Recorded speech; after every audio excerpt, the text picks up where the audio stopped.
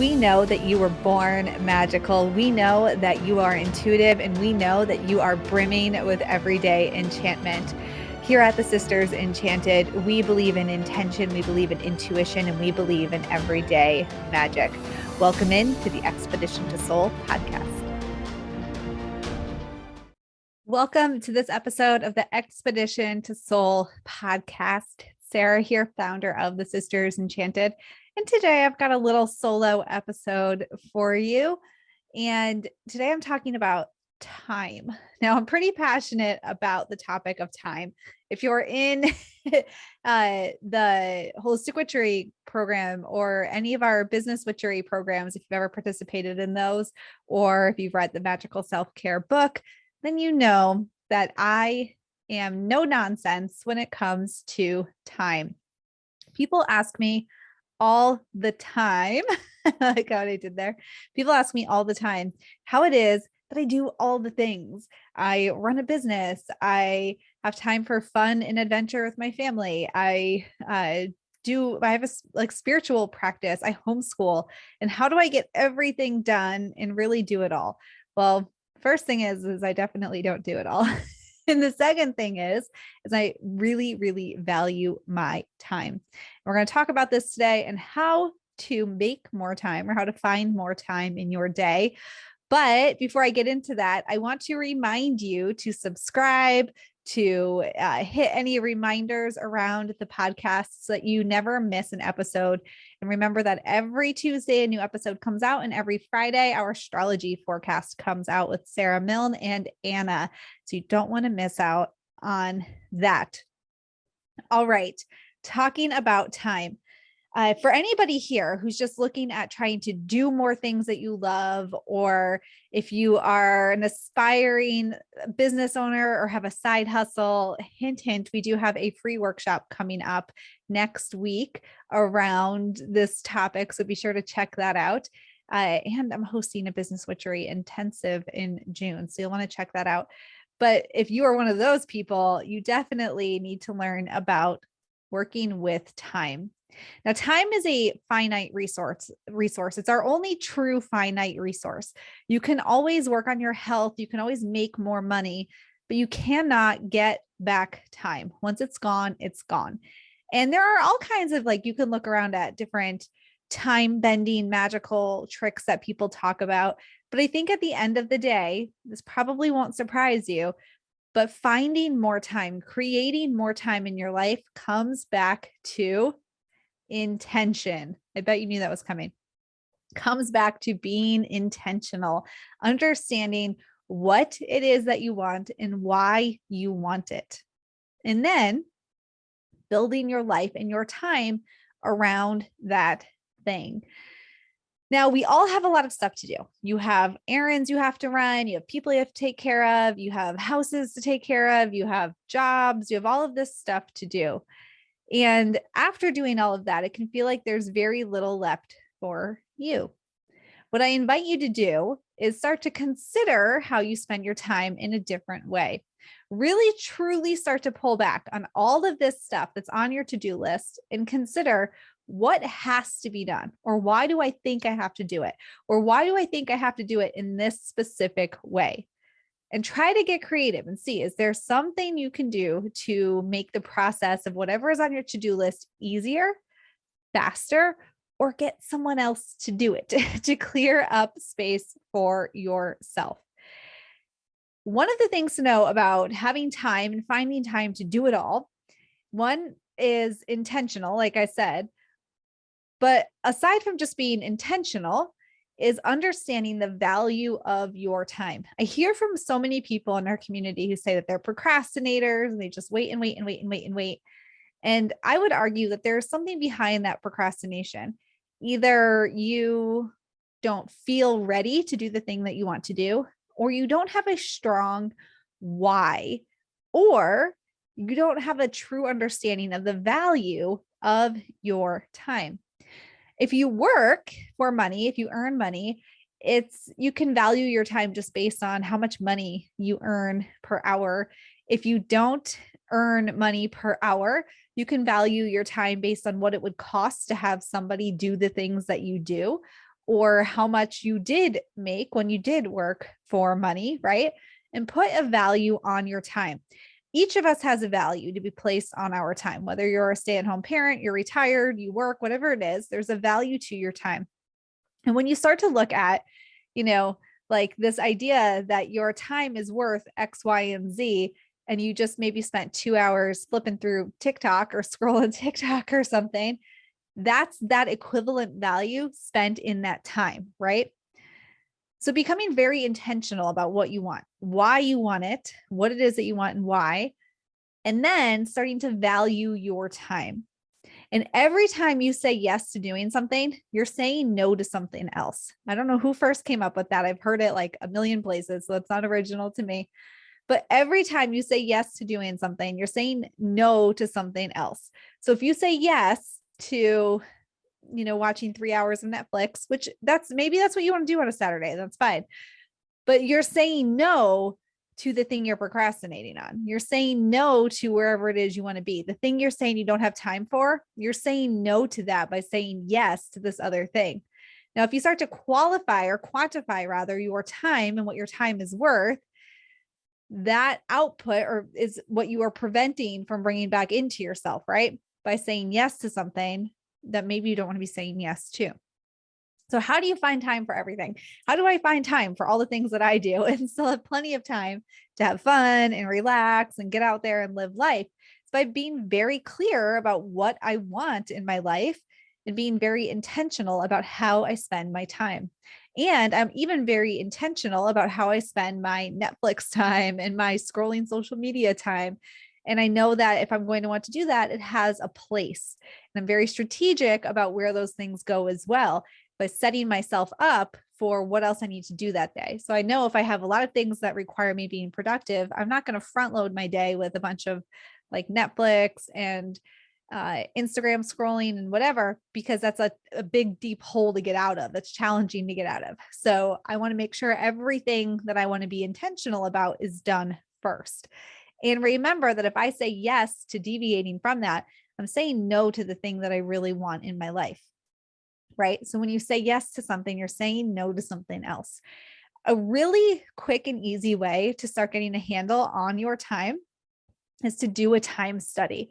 Now, if you have the self-care book, if you've in any of the business witchery programs, I talk about this a whole bunch because I think it's so important to do a time study on yourself. Basically, there's a couple ways you can do this. The way that I like to do it is take 2 weeks of time and write down everything that I do for 2 weeks in, if possible, 15-minute increments. Now, I know that sounds wild, like, Sarah, who has time for that even? Once you start doing it and you like carry a piece of paper around with you and you never lose sight of it and you note down what you did every 15 minutes for 2 weeks, it becomes very clear, very, very easy to see where your time is going and what you might be able to get rid of or what you're filling your space with. You might want to fill with something else. I've been in the position where I've worked several jobs, had multiple responsibilities, and even then reassessing what I'm doing with my time and how perhaps I could just cut something out somewhere else, so I didn't have to do all that extra stuff would help buy back some time. And this comes back into that idea of your time being valuable as well. So whatever your time is valued at to you, when you can see like, oh, I spend 2 hours, cleaning my house, or 2 hours grocery shopping or meal prepping or something like that. But what could you do in those 2 hours if you got somebody else to do that? This is particularly helpful for people who do work and earn a living, and for people like myself who are self-employed, because so often what we are filling our time with is to avoid like doing the things that will help us move forward in our careers, or like getting the raise or getting the business off the ground or something like that. But we can hire other people to do things like clean the house, do the meal prepping, laundry, whatnot, and actually earn more per hour ourselves by buying our time back in that way, and then cover the cost of that, plus empower somebody else to earn money along the way too. So starting to put a value on your time, being intentional with your time. What is it that you want? Why do you want it? And every time you're saying yes to something that's not in alignment with that intention and that why, you're saying no to your intention. You're saying no to the what and the why, the thing that you want, right? You're saying no to it every time you say yes to something else. And start to understand your time as a valuable asset. It has value to you. It's not like money where you can like go, I don't know, use a credit card tomorrow or take out a loan or get another job and make more money. Time is literally, you cannot recreate it. Once it's gone, it's gone. Valuing your time and your experience over everything else is so, so important and will help you when you're intentional with it to get to where you want to go and feel fulfilled, feel joyful, feel like you're living a very rich life for you. And what is the value of that time and how can you get more of it? People look at me and think that like, I don't know what they think, that I got something figured out that they don't have figured out, because I do so much and I do a lot in my life. And though I'm very, very intentional with my time and I'm very intentional about what I say yes to. It's rare to see me just mucking about, really like going just, I don't know, what sorts of things don't I do? I definitely don't waste time in groups or conversations I don't want to be in. I very rarely just like mindlessly scroll the internet for hours on end. And people might say, well, that's what I do to relax, Sarah. Like that's my relaxing thing. And maybe that's fine. But what if your relaxing thing was something that got you where you want to go? Like I have different health goals. So I relax by doing Pilates. I relax by going for hikes and walks. So I'm relaxing and it's getting me toward my health goal. I have intentions for my family and financial matters and things like that.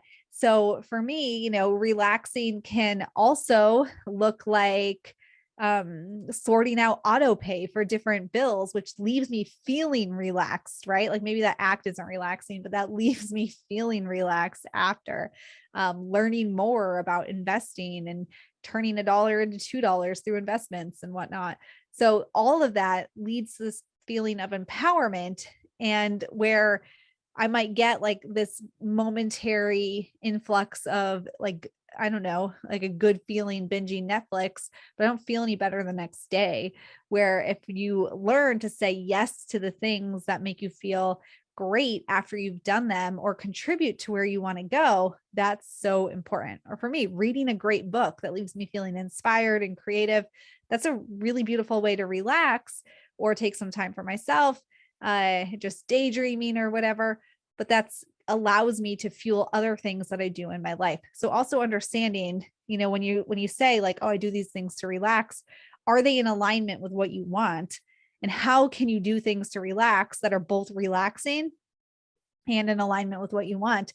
And that's when everything starts to come together for you and help you create more time in your life for self-care, for joy, for your tarot cards, for whatever the flip you want time for.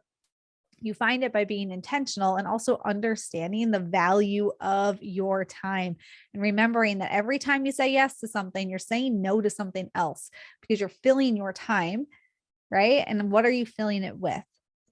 All right, short podcast for you this week. Got a couple short ones here going on. But think about that. Think about that with time. Just be intentional with it. Consider a time study. What do you want and why do you want it? Being intentional with your time. And then those times when you just want to lay on the sofa and eat a piece of cake, those will really feel like the true treat that they are meant to be, because you don't do it often. It's not your everyday thing. Don't get me wrong. I love sitting on the sofa, watching a good movie and eating some candy or something, but that's not my everyday, right? My everyday is much more intentional. And my life radiates with this beautiful like experiences I'm able to have. I can homeschool my kids. I work for myself, like all this awesome stuff. I empower other business owners, my whole team of women who work here, who get to work on their calendars at their time of the day, be home with their kids if they have them. And that's all because of being time intentional. That's really what that comes down to. All right, then. So I would love to hear your thoughts on being time intentional. If we can help you with this at all, you can check out Holistic Witchery. You can check out the free business witchery workshop that's happening. Let us know where we can help you. We'll let you know how we can help you. But I'm very passionate about this, as you can see. And it's a question I see a lot. It's just, how do you do it all? And one, I don't. There's a lot of stuff I don't do. I don't clean. I barely cook. I don't do those things, but I get help doing them. And I'm very intentional with my time, which allows me to get help doing that. Right. All right, then. So we're here to help if you need any help with this. And join us in the Business Witchery workshop if you're interested in buying back your time long term. I'd love to help you out in there. Until next time, I hope that you have a very, very enchanted day ahead, and I'll see you in the next podcast episode. If you liked this episode of the Expedition to Soul podcast, please rate, review, subscribe. If you're listening on Apple Podcasts, it will really help us spread everyday magic, intention, and intuition to the masses, and helps us so much as a small business. Be sure to hit that subscribe button on your favorite podcasting platform so you never miss an episode. There are new episodes every Tuesday and astro forecasts for the week ahead every Friday. If there's any topics you'd want to hear, anything you want us to dive deeper into, shoot us an email at magic@thesistersenchanted.com. And as always, thank you so much for listening and being part of the community here at the Sisters Enchanted. And we'll see you in the next episode.